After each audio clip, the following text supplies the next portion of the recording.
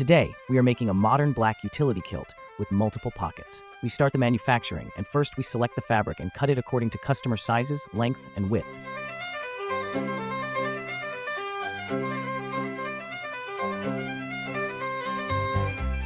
After making the apron, we cut the small panels to make the pleats and stitch them together.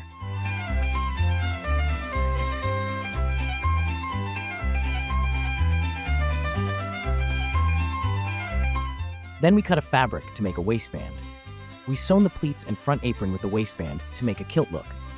After that, we again cut fabric to make flap pockets and sewn them on both sides and the back.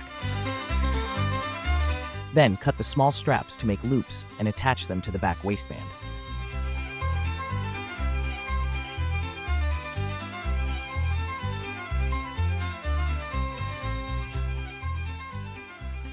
After that, we take a pair of fabric and sew them on the right corner of the front apron.